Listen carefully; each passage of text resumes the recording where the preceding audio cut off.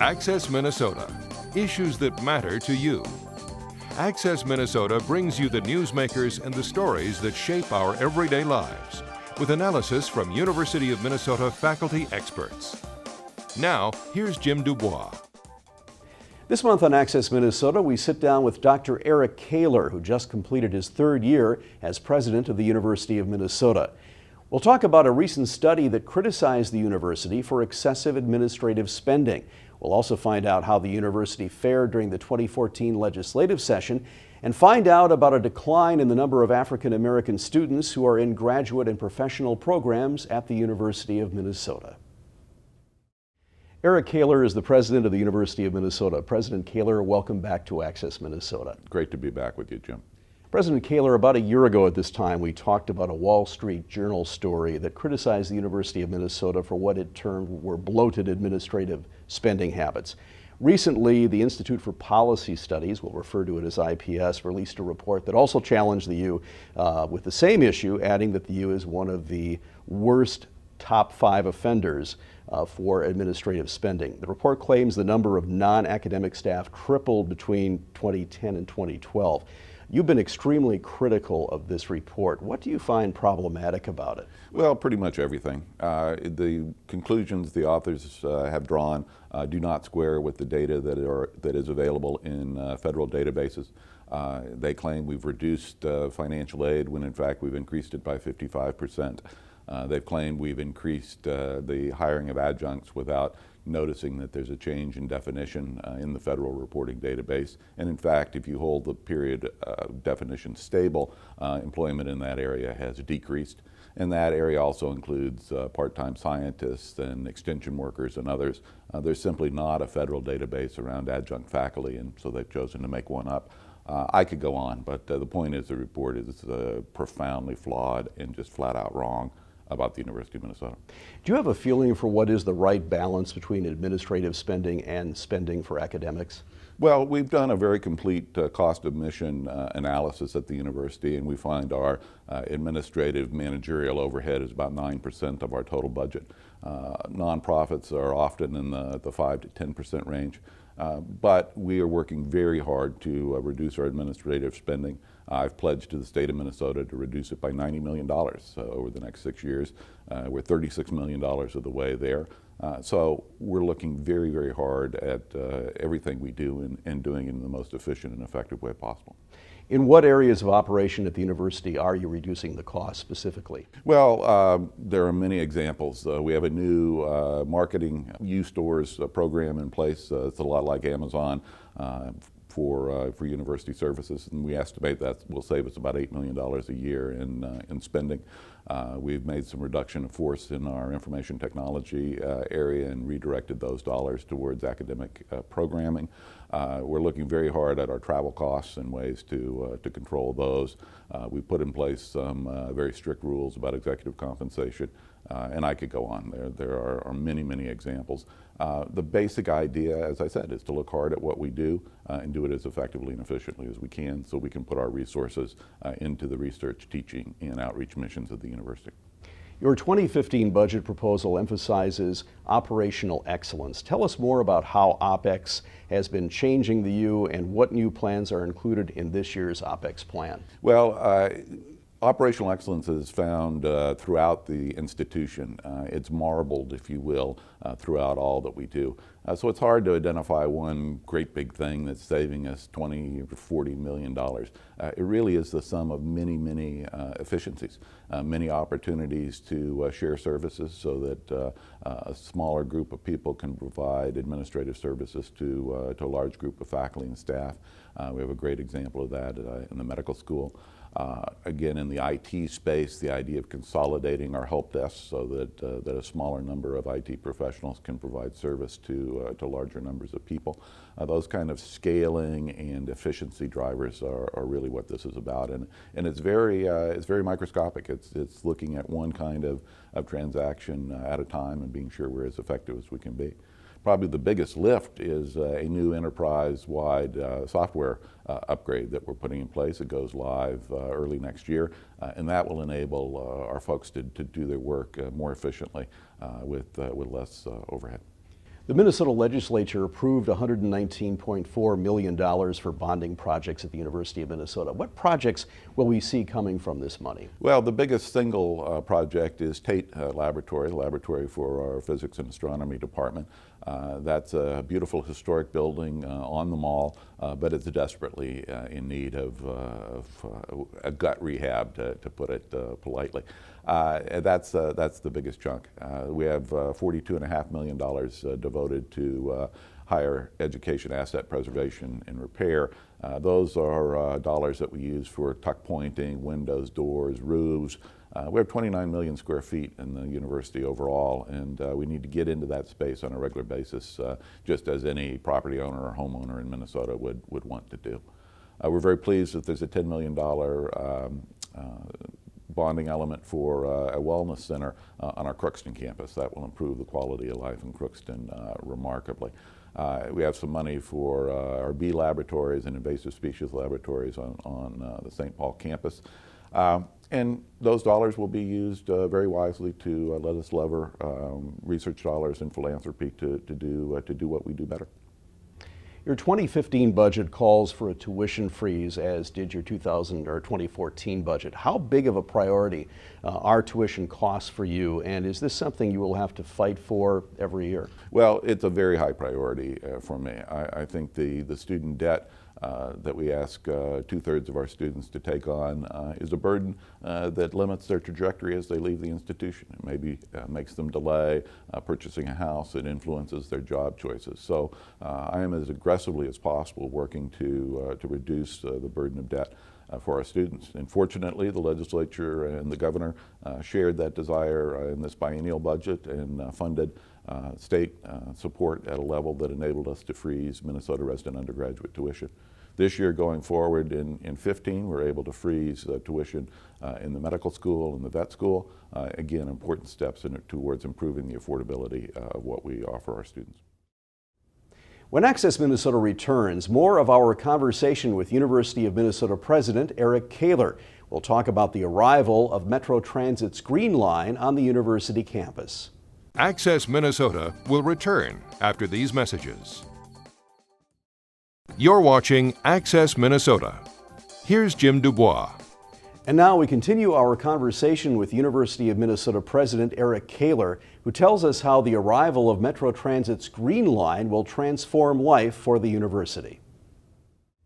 The Metro Transit Green Line begins service this month, June, at the University of Minnesota campus. Of course, it extends between Minneapolis and St. Paul. How do you think light rail will impact the campus and its environment? Well, in a lot of ways, from the most microscopic, which is making sure that our students and staff and faculty pay attention when they're crossing the train track. I have worries about the community getting used to having a train going through the middle of it.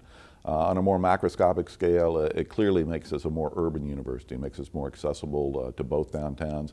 That connectivity will bring students and visitors to campus that perhaps otherwise would not have come, or if they had come, worried about finding a place to park. So I think that vitalization with the downtown connections will be a very important thing for us.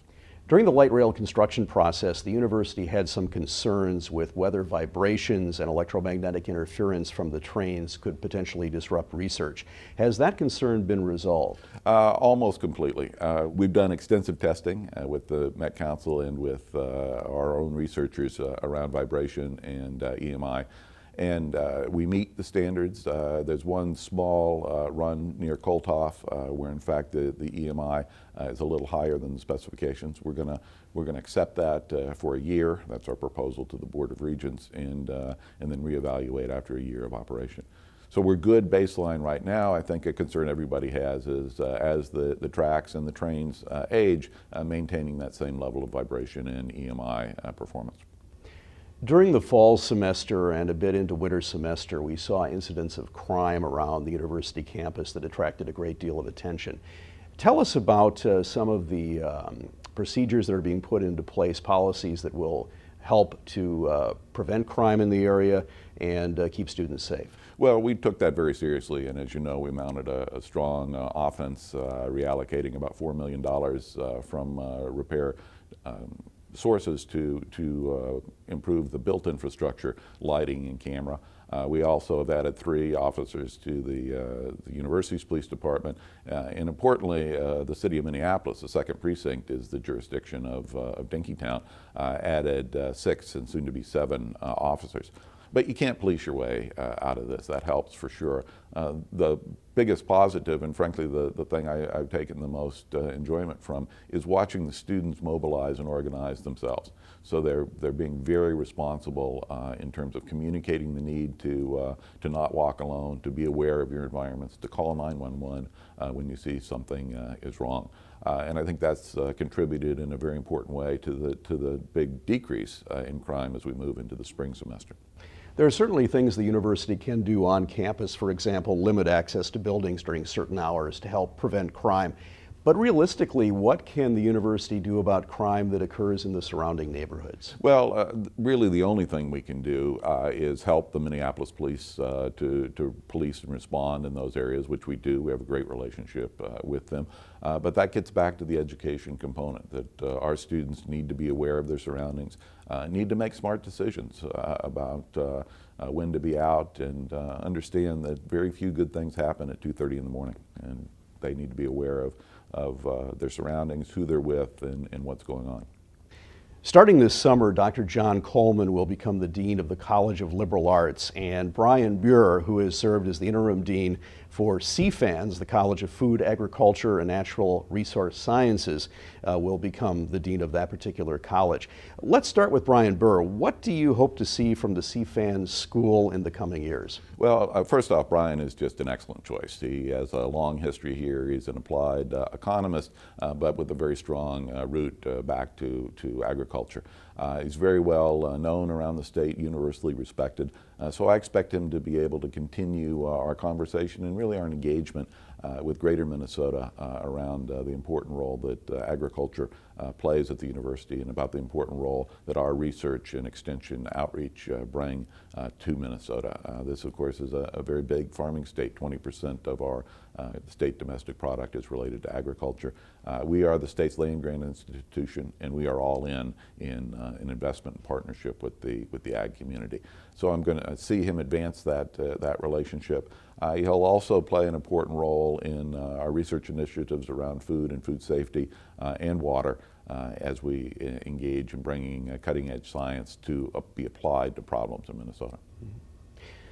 The image of liberal arts education has taken quite a beating since the Great Recession. Many are questioning the value of a liberal arts degree. What challenges will John Coleman, the new CLA dean, face as he oversees the U's largest college? Well, he will face the problems that you just outlined in your question.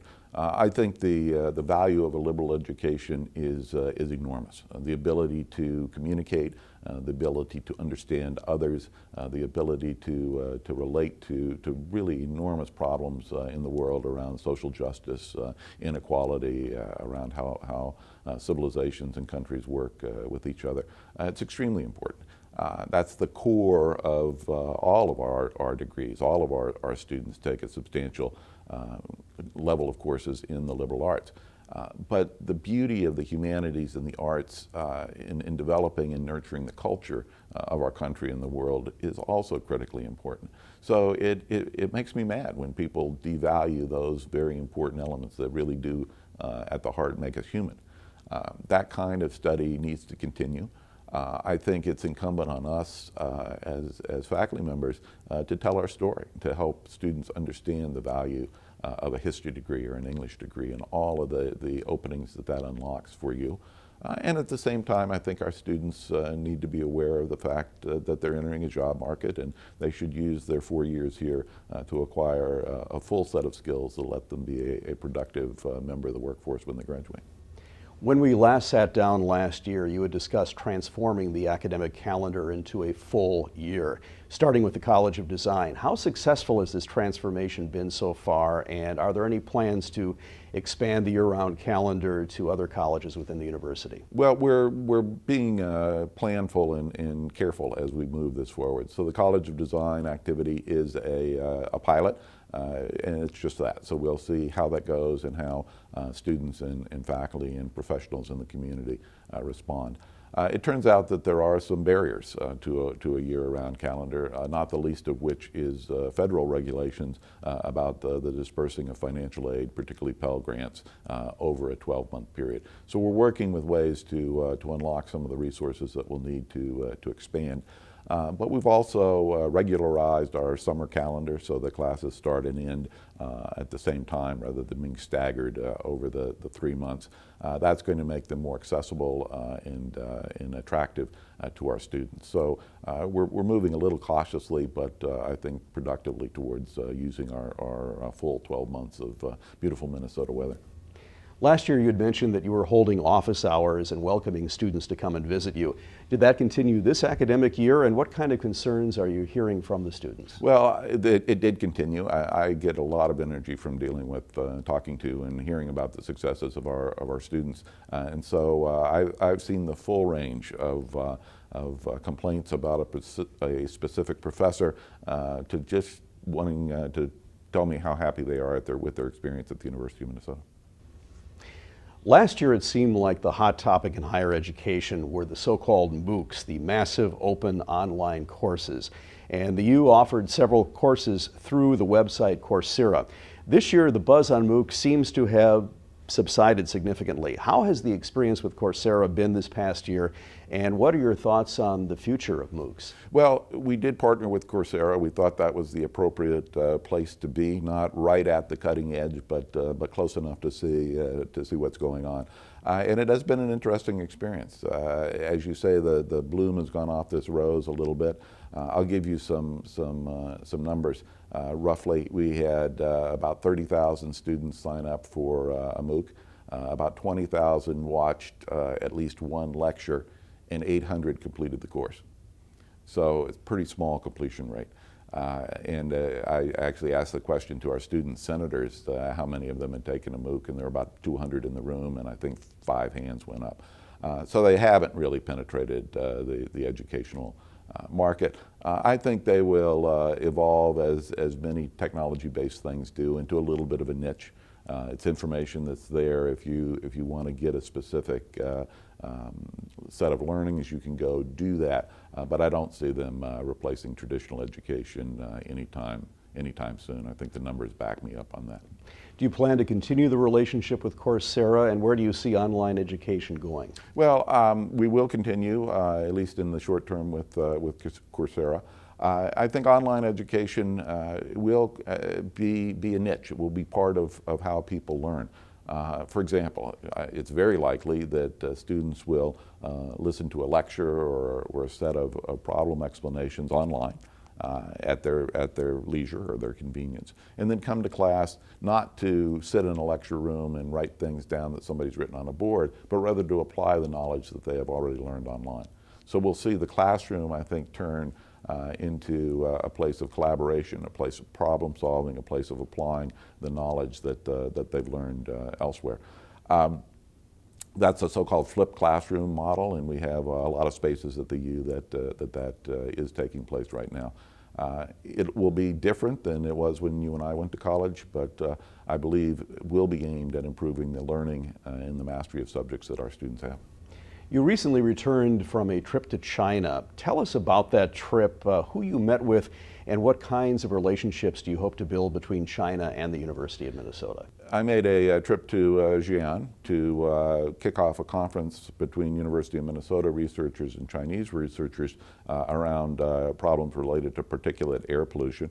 We also had representatives from 6 or 7 companies in Minnesota join because of the huge opportunities there for filtration technology.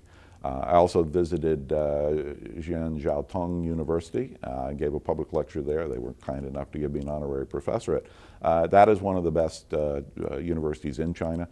We have terrific opportunities in some of the mechanical engineering areas. We signed an MOU around that to create some joint institutes.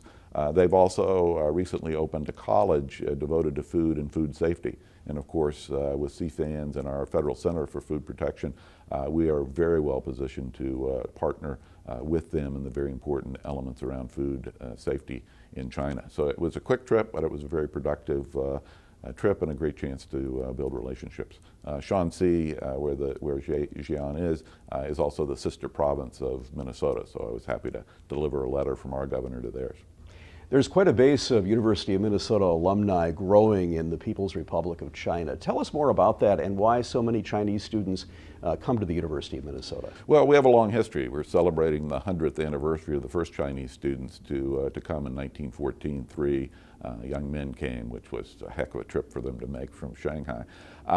And so we have that long history. We have about 5,000 alums in China that we have addresses for. We have about 3,000 Chinese students and other visitors on our Twin Cities campus. So it's a very robust exchange. We see that Chinese partnership as only growing as the Chinese economy grows. The University of Minnesota recently released data that shows a dramatic decline in the number of African American students who are pursuing graduate or professional degrees at the university. When Access Minnesota returns, we'll hear more about this from University President Eric Kaler. Access Minnesota will return after these messages. You're watching Access Minnesota. Here's Jim Dubois. And now back to our conversation with University of Minnesota President Eric Kaler. The University of Minnesota recently expressed concerns about the number of African American students who are seeking graduate degrees here at the university. The numbers have been declining rather dramatically. What is the university going to do to address that diversity issue? And perhaps we can talk a little bit about what the university can do to address the broader question of the so-called achievement gap in Minnesota. Well, as you might know, I'm a co-chair of a group called Generation Next, which is devoted to closing the achievement gap in Minneapolis and St. Paul. We recently hired R.T. Ryback to be the executive director of that organization. And so that's a group that's really focused on being ready for kindergarten, reading by third grade, math proficiency by eighth grade, graduating from high school, and then getting the appropriate post-secondary education. And we have a lot of energy around that, a lot of people in the community working on those problems. That will help, of course, build a pipeline of students who suffer from this achievement gap, or what I like to call the opportunity gap, and don't emerge either from high school at all or from high school prepared for higher education, particularly prepared for the University of Minnesota. So we need to work on that, number one. Number two, we need to be more effective about recruiting students of color to the university who are qualified and prepared and ready to come. And we need to be out in the community more aggressively with advisors, with peer mentors, making people aware of the fact that yes, they should be thinking about the University of Minnesota as part of their educational future. We need more role models and more engagement there. And finally, at the graduate level, again, it's recruitment, and often that pivots on appropriate financial aid, so that students of all colors can come and do appropriate graduate work. Sally Kolstad is working hard on identifying particular pinch points that have moved our numbers of African American males, in particular in graduate school, down, and she's in the process of developing a tactical plan, I think, that will enable us to get that done. We know that there are many factors that impact the number of students of color who come to the University of Minnesota. Certainly one of the big factors, though, has to be the cost of tuition. Do you have concerns as tuition seems to be increasing, and I would say the freeze notwithstanding here at the university, but increasing almost everywhere in the country for higher education? Are people of lesser means being shut out from a higher education because of that? And if so, what can be done about that? Not at the University of Minnesota. So if, I'll be a little technical now, but as you apply for financial aid, there's a component called the expected family contribution. In other words, how much from your savings or your salary can your family be expected to pay? And if that number is zero, so for our most needy students, the combination of the Pell Grant from the feds, a state grant from Minnesota, and the University Promised Scholarship will more than cover the cost of tuition. So for our neediest students, tuition costs at the university are not an issue. You should still have, of course, some living costs, and that can be a challenge sometimes for students from the most needy families. But we've got tuition covered. We are one of the very lowest cost four-year institutions in the state of Minnesota if your family income is $75,000 or less. So we've put a lot of resource around making sure we're accessible to the neediest students.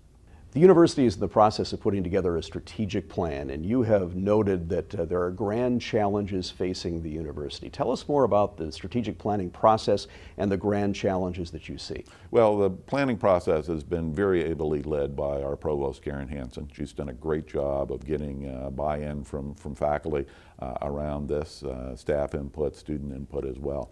And it's emerging in a very good way. I said when we started the process that the last thing I wanted was a cookie cutter plan. You can take one from one of our Big Ten colleagues and replace their name with someone else's, and you have the strategic plan for that other place. We didn't want to do that. We wanted to be creative, and we've done a very good job with that. It will be centered around the grand challenges that our society and the world is facing. So these include, and we've mentioned some of them already, food and food safety, water, the ability for us to use water, return it to the environment in a way that it can be reused again. Certainly issues around climate change, certainly issues around social inequity. These are grand challenges that we need to solve in order for our society, frankly our civilization, to continue in the way we'd like it to go. So being able to harness all of the horsepower of the university around those problems, which are multi-dimensional, and to enable students to have a traditional major, but then to have that cross-cutting grand challenge approach, we think will be exciting and attractive to both faculty and students. Well, it's late spring as we record this interview, but just a few weeks from now, we're starting a new semester, a fall semester. Tell us what you're most excited for as the new academic year approaches. Well, I'm always excited to welcome this year to be about 5,500 new students to campus. They bring a ton of energy and excitement and optimism, which is very, very nice to see. And all indications are that they will once again this year be the most qualified entering class in the history of the University of Minnesota. Eric Kaler is the president of the University of Minnesota. President Kaler, thanks so much for joining us again on Access Minnesota. Thanks for having me. That's all for this month's edition of Access Minnesota. We'll see you again next month. Thanks for watching. Access Minnesota. Issues that matter to you. Join us again next week as we bring you the newsmakers and stories that shape our everyday lives. Access Minnesota is produced by the Minnesota Broadcasters Association in cooperation with the University of Minnesota's College of Liberal Arts.